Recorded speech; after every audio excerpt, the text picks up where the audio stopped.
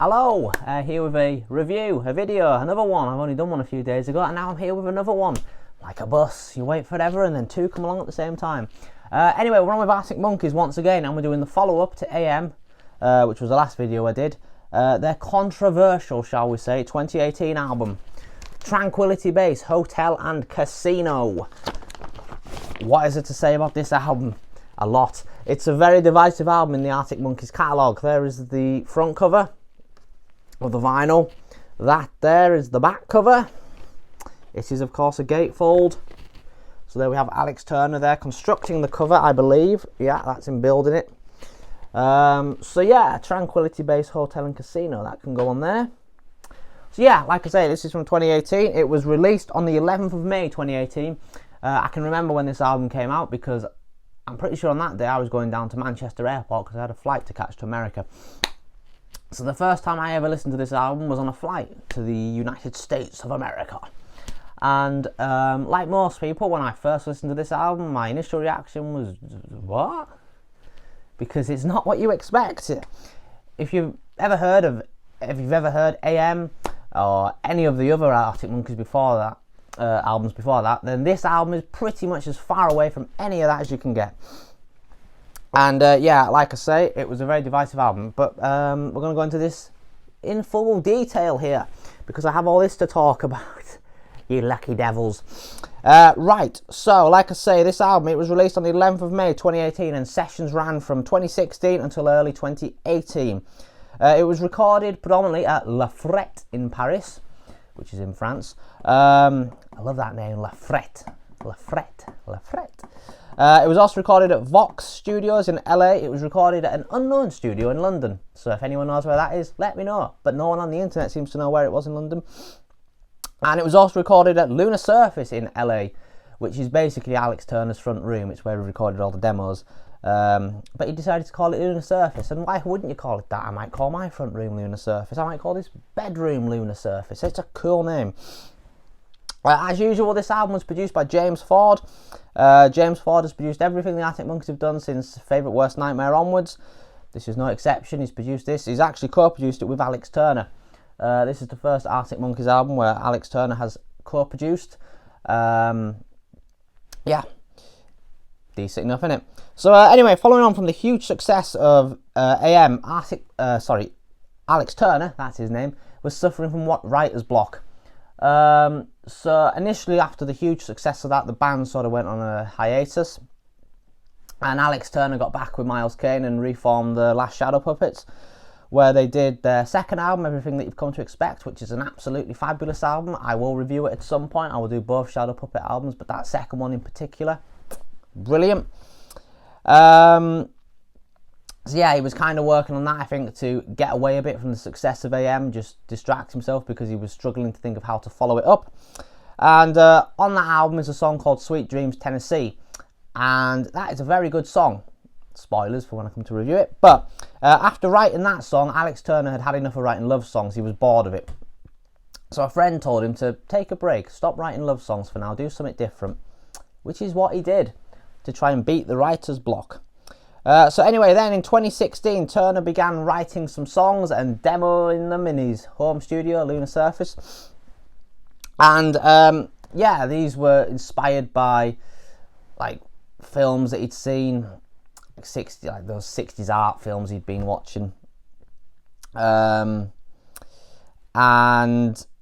yeah, he'd also been bought a piano for his 30th birthday, which is where this album's story really begins, the piano. A very controversial thing in the Arctic Monkeys fan base, the piano, because this was the period where Alex Turner ditched the guitar. He'd felt he'd done everything he could with the guitar, so he decided to try the piano, and that is what he wrote this entire album on, the piano, which I think is the first time he's ever done it. I can't remember if the album that followed this, The Car from last year, if that was all written on the piano or not, but this one definitely was anyway. So eventually, after he'd recorded all these demos, wrote all these songs, he obviously had to show the rest of the band. So the first person in the band who got to see it was Jamie Cook. And he was initially very surprised at the direction that Alex had gone in. But nonetheless, he was still quite enthusiastic about it. And the issue he had was Jamie Cook for and Alex Turner was, is this a potential Arctic Monkeys album or is this an Alex Turner solo album? Because what could the band bring to it? Quite a lot, it turns out.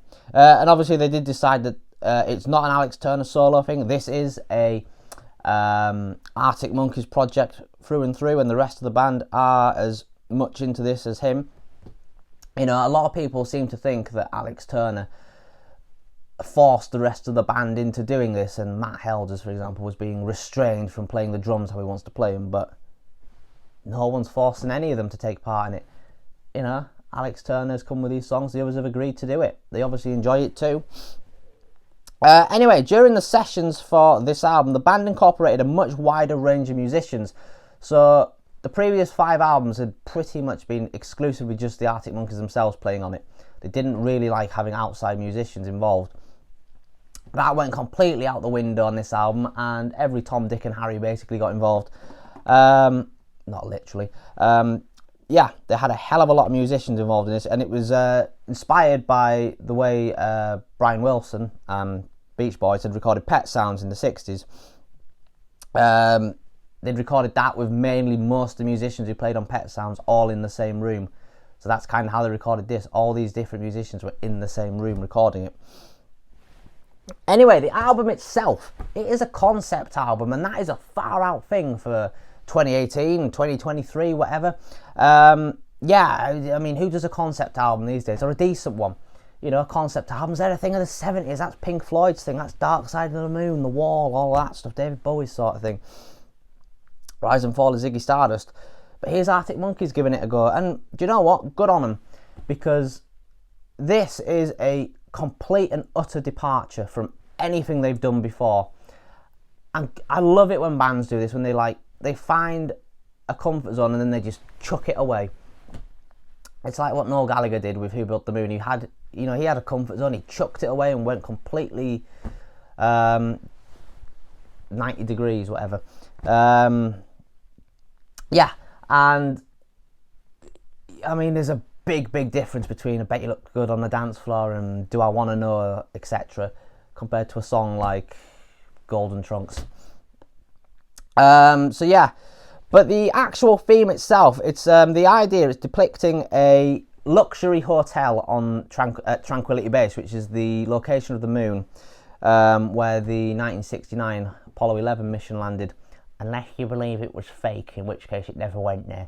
But yes, that's where it landed, Tranquility Base. So the idea of this is it's a luxury hotel there and casino, which is where retired rock stars go, or disillusioned rock stars go, and they sort of sit there looking down on the earth, judging us all as mere mortals.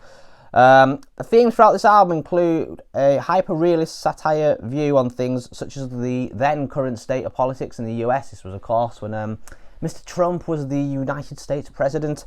It also focuses on things such as consumerism, fame, religion, and technology. And yeah, very good themes. Does actually make it quite a relatable theme, a lot of these. You don't have to be a famous rock star retired on the moon to kind of relate to some of these themes. Anyway, prior to this album's release, there was no singles at all, which again, that is a very rare thing in this day and age, a very brave thing, and not many bands could get away with not releasing a single thing off this album to promote it. Now, they did do gigs before this album came out where they played some of the songs live, but like, you had to go on YouTube really to hear, and even then there were dodgy recordings that people had done on the phone. It's not the same as hearing a proper record. And yeah, obviously, when the day the album came out, that was the first time I heard anything off it. But the day it did come out, 4 out of 5 was released as a single on the radio. So there was singles. There was also Tranquility Base, the title track, was also released as a single later in 2018, which I've actually got somewhere. I should have got the 7-inch single out. I'm prepared. But yeah, there was no singles, which, you know, some people call brave, some people call stupid. There will, of course, be the people who will argue that the reason they didn't release any singles is because they knew people wouldn't like them. But anyway, I'll get onto that in a sec. Critically, with critics, the album received genuinely positive reviews. It didn't get the universal acclaim that AM got, but I don't think this album was trying to do anything like that. I don't think they'll care anyway. It's just simply trying to do its own thing.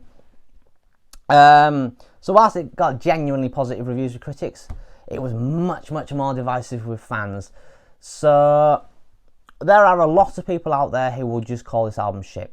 They'll listen to it once or twice, wrote it off. No, that's not for me.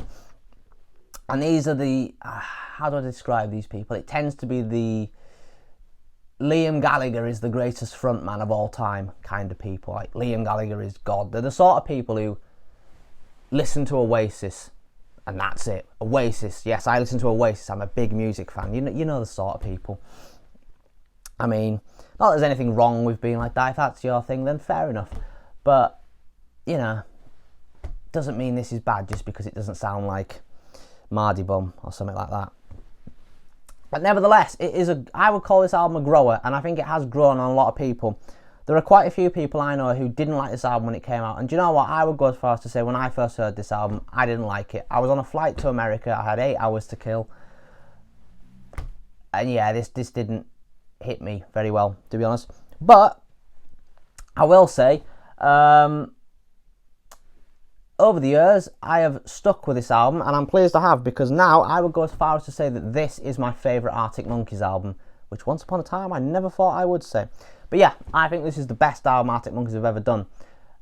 It is a brilliant album. It's a proper album as well. It's like, AM had 6 singles on it, and more of the track, and there could have been even more, to be honest. It's like a collection of singles, whereas this isn't designed to be like that. This is an album, and you're going to see in the track by track review in a minute that it's actually quite hard to talk about the tracks individually on their own, because it's kind of like a entire body of work. It's like you can't take individual pieces off it. It's kind of, you've got to listen to it as a whole to fully experience and understand it. Which again is not, like back in the 70s, that was a very, 60s, 70s, 80s, whatever, not even the 80s, 60s and 70s, that was a very common thing. But since the 80s, I would argue, onwards, it's kind of just gone back to singles. It's just singles that people care about. So yeah, you know, if you're watching this review and you want me to come and slag it off, then I'm afraid you're in the wrong place, because I'm not going to. If you haven't ever heard this album, I would suggest listening to it. But be prepared, you may not like it first listen, but if you stick with it, it will grow on you, I promise. I maybe shouldn't promise that, because it might not grow on everyone, but anyway.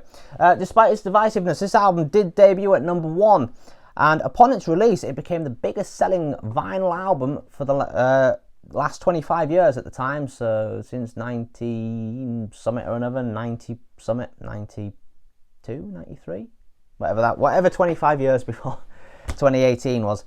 It had been the biggest selling album in that time span. I think there's albums that have topped it since, but yeah, I'm sure in the first week, I haven't got it written down here, it sold 86,000 copies.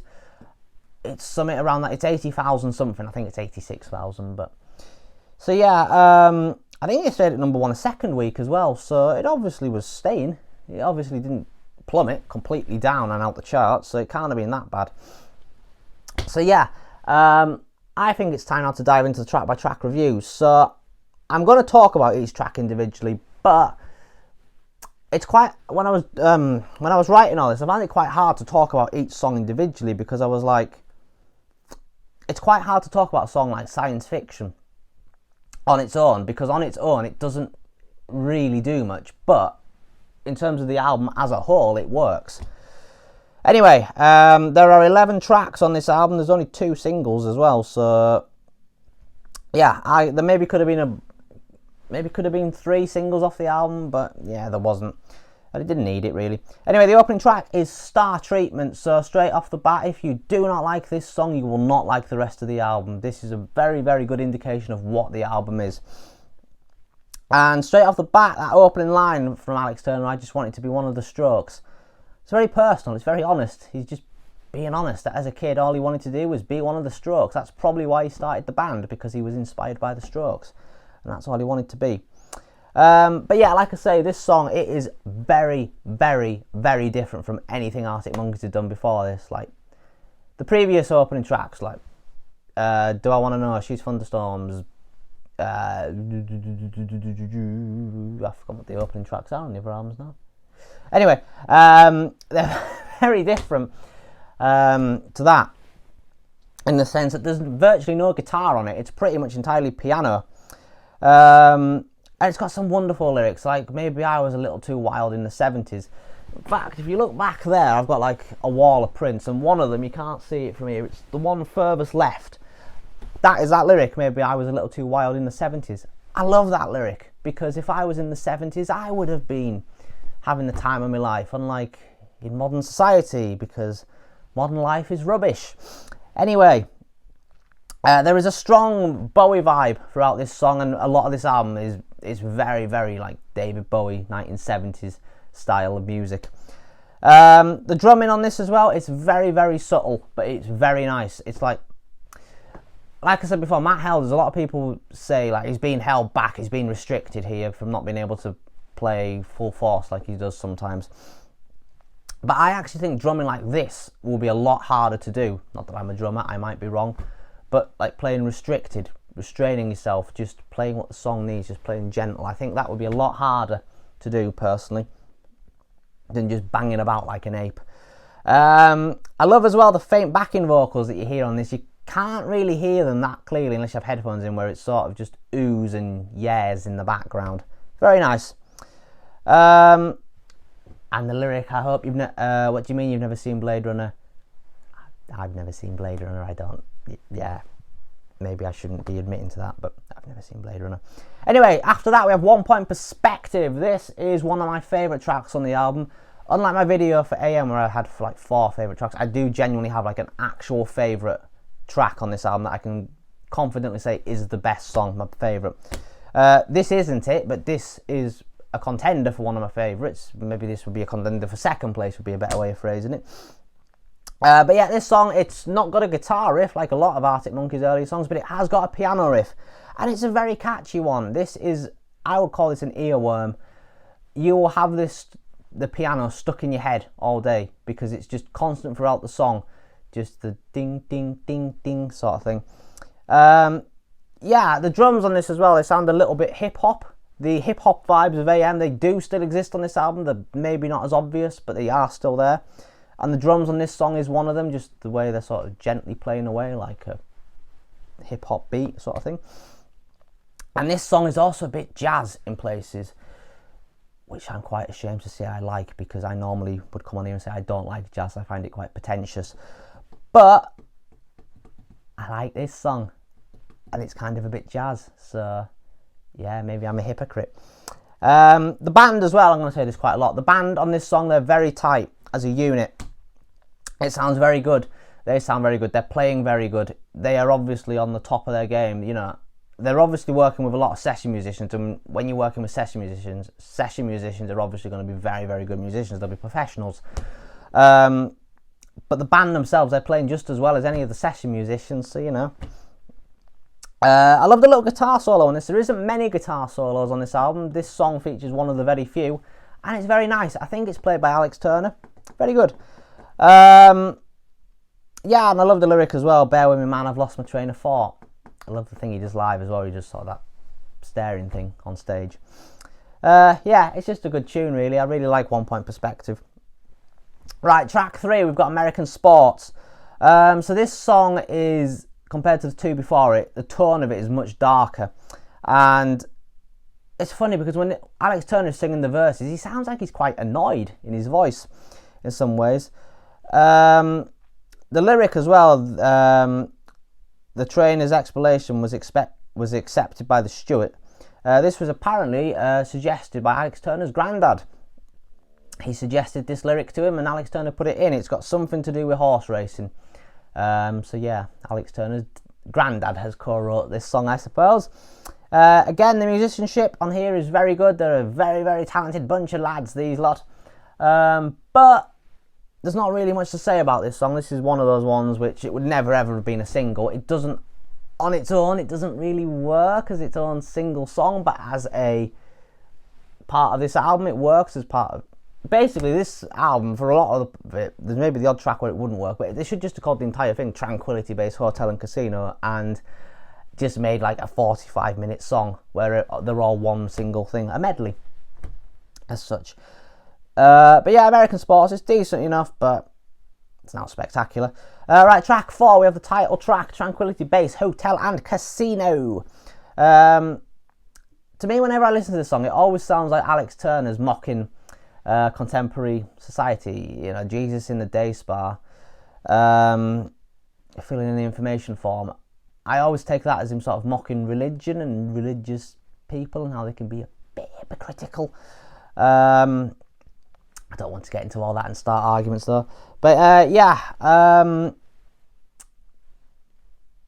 really like this one. It's a good song. I find it very catchy as well.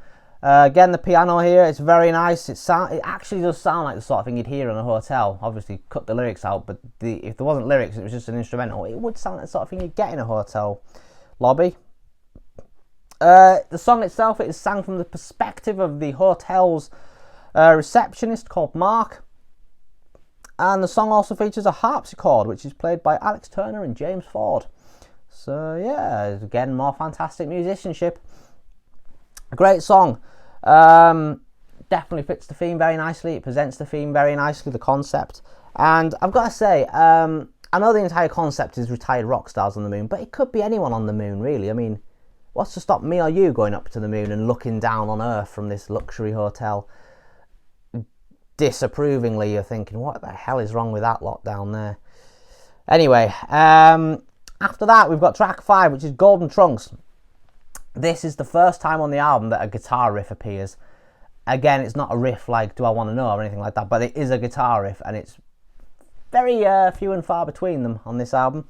But there is one here, and the harmonies are fab on here. The harmonies that were brilliant on AM, they're not really as present on this album, but when they are fabulous, and this is one of the instances where they are. Again, like American Sports, this one is a bit darker in its tone. And the bass on this is also very fabulous. It's kind of driven a bit by the bass, this song. There's a lyric on here which is the leader of the free world reminds you of a wrestler in tight golden trunks. I think this is likely referencing Donald Trump, who of course was president of the United States at this point. I think that's who it's referencing to. And this is probably one of the very few times on the album that a song comes somewhat close to being a love song. I still wouldn't call it a love song, but it sounds like it's Alex Turner singing to a potential romantic partner. You know, he's singing Sometimes I Fantasize About You Too. It's about as close as we get to it, and even I wouldn't call it a love song, but it's about as close to a love song as you get. Anyway, next track is track 6, 4 out of 5, the lead single. It was released the date came out. Probably the most famous song off the album as well. Probably if most people were asked to pick their favourite, they would go with this one. It is an absolutely brilliant song. It's one of my favourites on the album. Again, it is battling it out for second place. It's very David Bowie style glam rock from the 70s. It's one of the few tracks on this album that has a chorus. Most of the tracks on this album, in fact, possibly every track on this album is lacking a chorus except for this one. It's about the only thing where live I can imagine the crowd being able to sing along properly to it on the chorus. The vocals as well, they're kind of hip-hop in some ways. It kind of verges, dare I say, on rap as well in some places. Alex Turner is singing very fast in places. He's very, very talented. He's a very talented boy, is Mr. Turner. The harmonies as well on the chorus, they're very, very brilliant. They're very dreamy, I've wrote here. I think it's when they're singing It's Such an Easy Flight, the way they're all singing it together.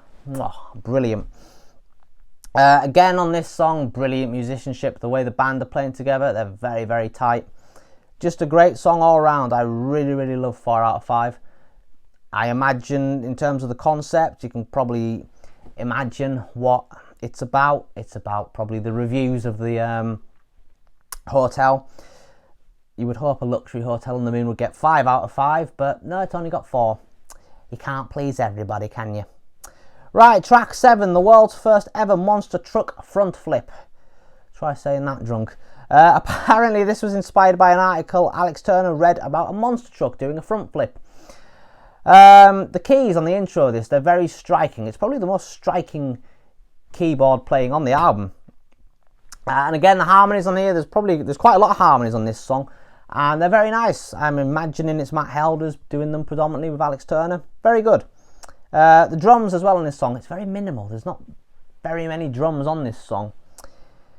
Now when the keys stop being so striking and it kind of goes, the you were dreaming in your summer hat, etc. I've maybe got the words wrong there and I was butchering it, but that bit of the song, if you know the song, you know the bit I mean. That sounds very David Bowie, and I could hear David Bowie singing that in the 70s. Very, very good. I love the bit towards the end of the song as well, with the lyric, I'm just a bad girl trying to be good.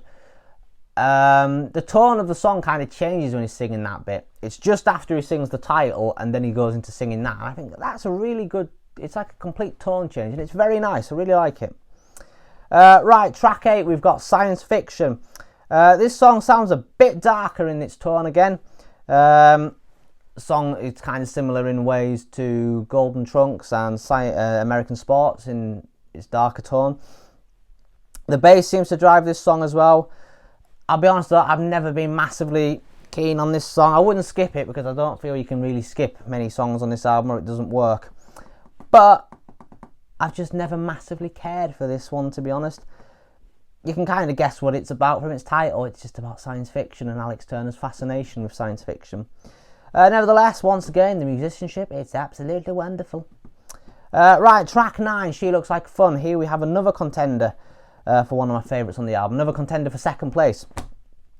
This song has been described by some people as one of those 60s novelty songs.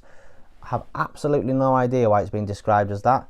Because when I think of a 60s novelty song, I think of something like My Boy Lollipop or Sugar Sugar.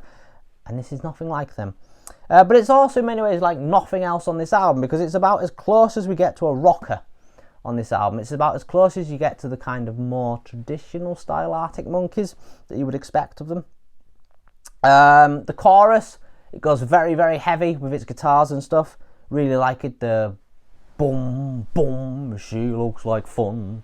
That bit. Very good. It seems to be about social media, this song as well, and Alex Turner's disillusionment with it. I love the lyric about nobody's on the streets, we moved it all online as of March. I'm so full of shite. I should spend less time standing around in bars waffling onto strangers all about martial arts.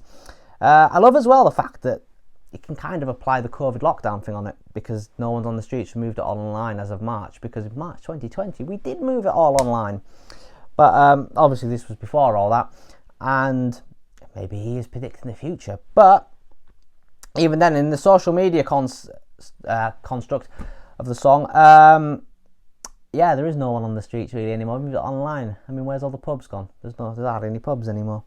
Like I say, it's one of my favourites on the album, and again, the lyrics like dance as if nobody's watching, but they probably are. Dance as if someone's watching, because they probably are, sorry. Again, that is the thing about social media, because the chances are, whatever you do now, someone will be filming you. That's maybe more for someone like Alex Turner, who's famous, because everything he'll be doing will be getting photoed, filmed, etc. Yeah, She Looks Like Fun. Great song, wonderful song. Definitely one of the standout tracks of the album. It possibly could have been a single, maybe. I don't know. Maybe it could have been. I don't know. Anyway, after that, we've got track 10, Bat Phone. I'm going to be honest, I always forget about this song. Yeah, it doesn't really do much for me, this song. It's never been one of my favourites, but the vocals are fab. It seems to be talking predominantly about sort of the internet and technology. So about falling through a hole on your handheld device and stuff of information and things. Yeah, I mean, it's decent enough with its lyrics, but I wouldn't say it's one of my favourite songs on the album. It's just sort of there, this one. Unlike the next track, which is the closing track, track 11, the Ultra Cheese. Best song on the album, without a doubt. Not only is this the best song on the album, this is a very, very, very strong contender to be the best Arctic Monkeys album. Yeah, I don't even think it's close. I think this is a very... Sorry, Arctic Monkeys song. I don't think it's close with a lot of the stuff. I think this song is absolutely out of this world. This is a masterpiece. It's the only thing I've wrote. It's the only song I've wrote on here as a masterpiece. I haven't put the word masterpiece next to anything else. It is an absolutely fabulous song. In terms of its sound, it's kind of very similar to Doris Day's Que Sera Sera or Frank Sinatra's New York, New York. It's that kind of style, which again is not very Arctic Monkeys. It's not you. I mean, let's be honest, when you listen to AM for the first time, did you really think their next album would have songs compared to Doris Day on it? Anyway, the lyrics on here are absolutely fabulous. It is some of Alex Turner's very, very best lyrics. Still got pictures of friends on the wall. Suppose we aren't really friends anymore. Maybe I shouldn't have called that thing friendly at all. Again, up there somewhere, I have an Ultra Cheese print. I think I've actually only got the only Arctic Monkeys prints I've got are from Tranquility Base. But yeah, the closing lyric as well, that closing line of this song and the closing line of the album, the dawn won't stop weighing a ton. I've done some things I shouldn't have done, but I haven't stopped loving you once. What an absolutely brilliant way to close it. What a brilliant lyric that is. That, oh, it just sends shivers down my spine. I don't know what it is. It's like it penetrates deep into my soul. And yeah, it is just absolutely amazing. Can you tell I like this song? The guitar solo as well. Again, this is one of the very few songs on this album that has a guitar solo, and this one is absolutely beautiful. It's very kind of minimal, but it works brilliantly for being minimal. Again, the musicianship on this is absolutely brilliant. I think this is probably... I haven't looked at the personnel for each of the tracks on this album, but I imagine if I did, I imagine this one's probably got the most amount of musicians playing on it. And an interesting fact about this one is it was recorded live. It's very, very rare you get that these days, but this is an entirely live take. There's no, I don't think there's any overdubs. I'm assuming even the vocals are live. Yeah, everyone is playing live in the studio. Again, it's that sort of Pet Sounds influence coming through. And yeah, like I said, some of Alex Turner's best vocals on this song as well. It's the perfect way to close the album. It is an absolutely brilliant song, and it goes to show that Alex Turner is one of the best songwriters of his generation. In fact, probably one of the best songwriters ever. You know, I don't want to compare him to the likes of McCartney, Lennon, Bob Dylan, Jagger, Richards, etc., because they're obviously all the greats. But he's really trying to get into that club, and if he keeps going like this, he's going to get in that club, because these lyrics, man, they're brilliant. Anyway, Tranquility Base Hotel and Casino.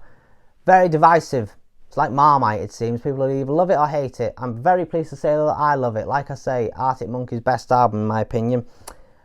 Whether you like it or not is a matter of personal taste, I suppose. It won't be everyone's cup of tea. Like I say, it's predominantly the Liam Gallagher is the greatest frontman of all time type of people. Or the Cortinas are the best band ever. Those sort of people who will not like this album. But anyway, I think that's all I've got to say for this album. So, yeah, I'm wanting to do more reviews again. So if anyone's got any suggestions, leave a comment below. Like I say, Council Skies, Noel Gallagher's latest album, will be coming out this next week. So I will be definitely reviewing that. But anything else anyone wants to hear, there's quite a few I want to talk about. But if anyone's got any requests, I'm happy to hear. Anyway, thank you very much for watching. Do you like this album? Let me know your thoughts of it. And do you agree that the Ultra Cheese is one of the best Arctic Monkeys songs, if not their best? Anyway, thank you very much for watching, and I will see you very soon for another video. Goodbye for now.